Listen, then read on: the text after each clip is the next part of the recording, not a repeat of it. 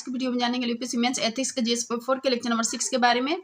और ये मेंस के लिए क्वेश्चन है, तो आप लोग प्रैक्टिस जरूर कीजिएगा। लोग नैतिक आचरण के निर्धारक तत्वों को स्पष्ट करें और नीति शास्त्र के आयाम कौन कौन से वो देखेंगे लोग। तो मीडिया एथिक्स और पर्यावरणीय नीति शास्त्र, व्यवसायिक नीति शास्त्र, बायो एथिक्स, तो नीति शास्त्र के ये आयाम है।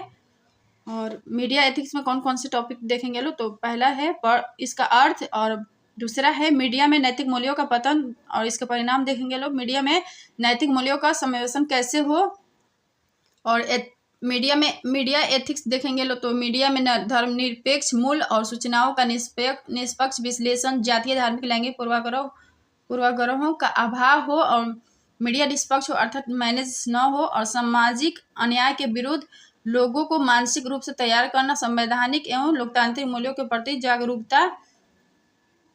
और मीडिया में नैतिक मूल्यों का पतन हो रहा है, जैसे मीडिया में विज्ञापनों का भ्रमजाल और मीडिया का मैनेज होना तथा राजनीतिक पूर्वाग्रहों से प्रभावित होना, और बहस में जातीय धार्मिक लैंगिक भेदभाव को प्रोत्साहन, सूचनाओं को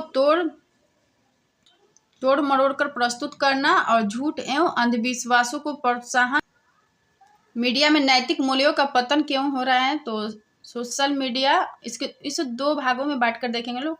एक है सोशल मीडिया, दूसरा है प्रिंट मीडिया या इलेक्ट्रॉनिक मीडिया। तो सोशल मीडिया में नैतिक मूल्यों का पतन हो रहा है क्योंकि सोशल मीडिया एक खुला मंच है जहां लोग अपने विचारों को व्यक्त करते हैं। संकीर्ण मानसिकता के लोग अपने पूर्वाग्रहों के माध्यम से व्यक्त करते हैं। दूसरा है प्रिंट मीडिया या इलेक्ट्रॉनिक मीडिया। तो मीडिया का व्यवसायीकरण, तो इसमें लाभ प्राथमिक है। तो उपभोक्ता की इच्छा के अनुरूप उत्पाद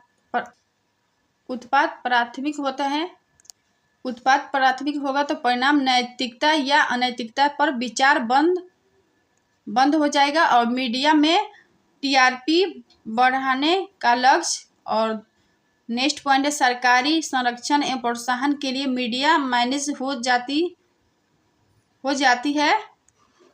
विज्ञापनों के बाजार पर कब्जा करने के लिए मीडिया विज्ञापनों के सत्यता पर विचार नहीं करती है। और पत्रकारिता की स्वीकार्यता और समाज के द्वारा विरोध न होना, क्योंकि समाज का विभाजन दलीय आधार पर। मीडिया नीति शास्त्र, तो मीडिया एथिक्स का अर्थ है सूचनाओं का निष्पक्ष विश्लेषण करना। वस्तुतः मीडिया तब नैतिक कहलाती है जब पहला पॉइंट, मीडिया सरकारी नीतियों का निष्पक्ष विश्लेषण करे। दूसरा पॉइंट है सामाजिक अन्याय एवं शोषण के विरुद्ध लोगों को मानसिक रूप से तैयार करना। और तीसरा पॉइंट है संवैधानिक एवं लोकतांत्रिक मूल्यों को प्रोत्साहित करे।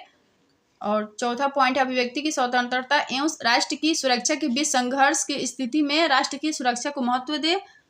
और पॉइंट नंबर 5 है जातीय लैंगिक एवं धार्मिक भेदभाव के विरुद्ध लोगों को मानसिक रूप से तैयार करे और ऐसे मुद्दों को प्रोत्साहित करे जिससे सामाजिक सशक्तिकरण को प्रोत्साहित मिले।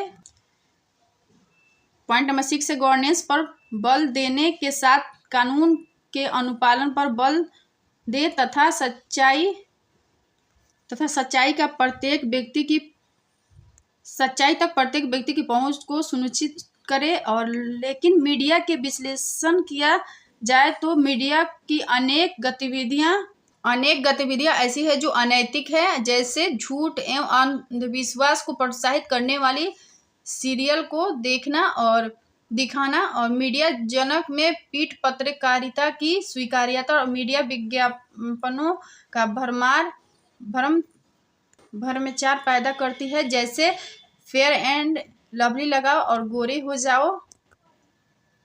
और मीडिया का मैनेज होना अनैतिक है क्योंकि मैनेज मीडिया केवल अच्छाइयों को दिखाती है, कमियों को नहीं। और अनेक बार ऐसा होता है कि मीडिया लोकतांत्रिक और संवैधानिक मूल्यों के विरोध में चली जाती है, और जैसे धार्मिक राष्ट्रवाद को प्रोत्साहित करना और धर्मनिरपेक्षता के विरुद्ध है। मीडिया में नैतिक मूल्यों का पतन, तो इसके कारण सबसे पहले देखेंगे लोग। तो मीडिया का व्यवसायीकरण तथा लाभ से प्रेरित होना। और दूसरा पॉइंट मीडिया में टीआरपी के महत्व मिलना और विज्ञापनों के बाजार से अधिकतम लाभ पाने के लिए विज्ञापनों के सत्यता की जांच करना और मीडिया सरकारी प्रचार तंत्र बनाना, परिणामतः मीडिया का मैनेज होना, सरकारी संरक्षण एवं प्रोत्साहन पाने के लिए और पीठ पत्रकारिता की मीडिया में स्वीकार्यता और समाज में नैतिक मूल्यों की उपेक्षा, परिणामतः समाज में आने वाले पत्रकारों में नैतिक मूल्यों का अभाव है, नैतिक शिक्षा की कमी और ऐसी संस्था का अभाव जो मीडिया को नैतिकता की ओर मोड़ सके। तो ये मीडिया में नैतिक मूल्यों का पतन के कारण है। भारतीय संस्कृति में जातीय, धार्मिक, लैंगिक भेदभाव का महिमामंडन और मीडिया द्वारा भारतीय संस्कृति के प्रोत्साहन के नाम पर भेदभाव को प्रोत्साहन और मीडिया में नैतिकता का समावेशन। तो मीडिया जगत द्वारा प्रयास और समाज द्वारा प्रयास और प्रशासनिक स्तर पर प्रयास, राजनीतिक स्तर पर प्रयास, मीडिया जगत द्वारा प्रयास। तो मीडिया जगत से यह आवाज़ उठनी चाहिए कि मीडिया में नैतिकता का अनुपालन हो। इसके लिए निम्नलिखित कदम उठाए जाने चाहिए। पहला है अनैतिक पत्रकारों का बहिष्कार और दूसरा है कर्तव्य के प्रति समर्पित पत्रकार को पुरस्कार दिया जाए ताकि अन्य प्रति पत्रकार भी प्रोत्साहित हो सके। और तीसरा है पत्रकारों को इस बात का एहसास दिलाया जाए ताकि अनैतिक पत्रकारों को अपराध बोध हो सके। इसके लिए यह जरूरी है कि अनैतिक पत्रकारों को गलत आचरण का समाज पर पड़ने वाले प्रभाव का मूल्यांकन किया जाए। जैसे एक पत्रकार ने एक मरते हुए बच्चे एवं गिद्ध के तस्वीर को इस रूप में प्रकाशित किया है कि एक गिद्ध भोजन करने के लिए उस बच्चे की मौत का इंतजार कर रहा है, परंतु समाज द्वारा उस पत्रकार को संवेदनहीन घोषित कर दिया गया, परिणाम स्वरूप उसे अपराध बोध हुआ। तो ये एग्जाम्पल्स है। और समाज द्वारा प्रयास, तो अनैतिक मीडिया का सामाजिक बहिष्कार हो और समाज में नैतिक मूल्यों का प्रोत्साहन ताकि एक नैतिक समाज का निर्माण हो और उस समाज से निकले हुए पत्रकार मीडिया को नैतिक बना सके। और प्रशासनिक स्तर पर प्रयास, तो मीडिया प्रमाण बोर्ड का गठन एवं उसे सक्रिय करना ताकि मीडिया में अनैतिकता को रोका जा सके। और सोशल मीडिया में ऐसे सॉफ्टवेयर का विकास किया जाए जो अनैतिक विचारों को फिल्टर कर सके और मीडिया के गलत सूचना का समाज पर पड़ने वाले प्रभाव को मूल्यांकन हो तथा सामाजिक क्षति के अनुपालन में मुआवजे का दावा किया जाए। राजनीतिक स्तर पर प्रयास, तो मीडिया के लिए आचार संहिता का निर्माण तथा उसके उल्लंघन के दंडनीय अपराध घोषित किया जाए और टीआरपी को समाप्त करने के संबंध में निर्णय, अभिव्यक्ति की स्वतंत्रता के नाम पर अनैतिक विचारों को प्रचारित करने वाले मीडिया के विरुद्ध कार्यवाही और फेक न्यूज को रोकने के लिए अधिनियम का निर्माण तथा अपराधियों के विरुद्ध कार्रवाई और विज्ञापनों की सहायता की जांच को अनिवार्य घोषित किया जाए। और पर्यावरणीय नीति शास्त्र के यह अर्थ है प्रकृति या पर्यावरण के प्रति संवेदनशीलता एवं विवेक संगत उपयोग।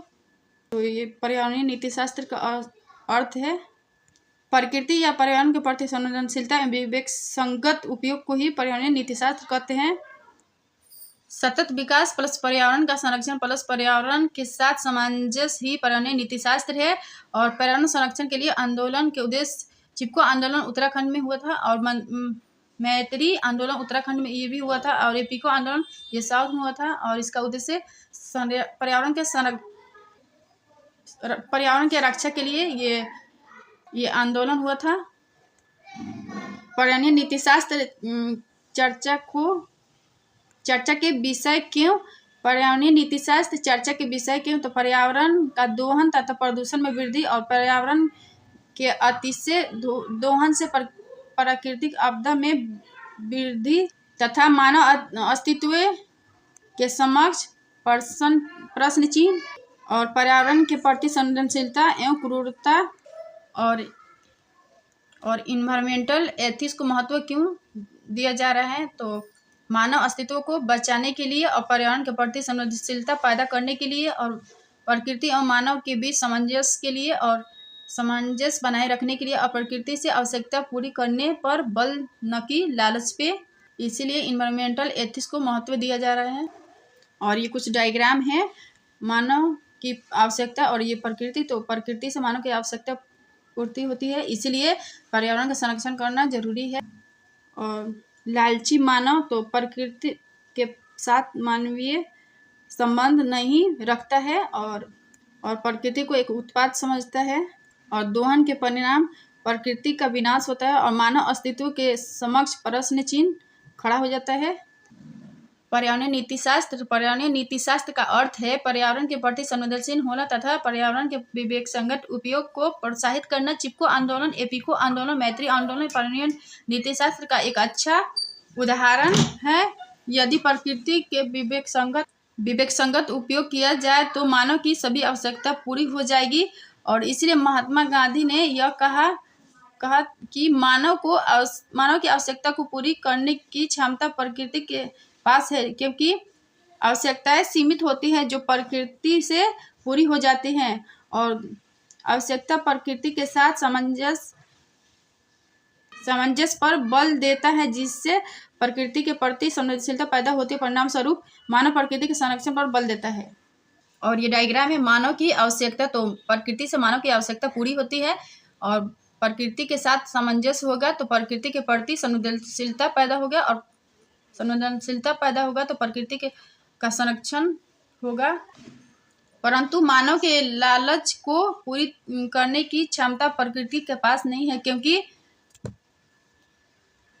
लालच अंतहीन होती है। परिणाम स्वरूप प्रकृति के दोहन पर अधिक बल दिया जाता है। ऐसी स्थिति में प्रकृति के संसाधन सीमित हो जाते हैं। जैसे मनुष्य के लालच के कारण भूमिगत जल का इतना ज्यादा दोहन हुआ है, आज जल संकट की स्थिति पैदा हो गई है। और दूसरा पॉइंट है, लालच को पूरा करने के लिए प्रकृति पर नियंत्रण स्थापित करने की कोशिश की जाती है, जिससे प्रकृति के साथ भावनात्मक लगाव समाप्त हो जाता है। अंततः प्रकृति का संरक्षण नहीं हो पाता।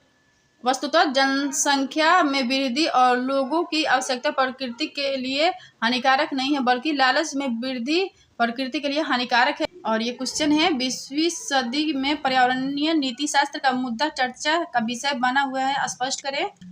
तो इस क्वेश्चन को फॉर्मेटिंग अगर आप लोग कीजिएगा तो सबसे पहले इसमें पर्यावरणीय नीतिशास्त्र के अर्थ लिखिएगा लो और 20वीं सदी में लालच का विषय क्यों बना है और लास्ट में निष्कर्ष लिखिएगा लोग।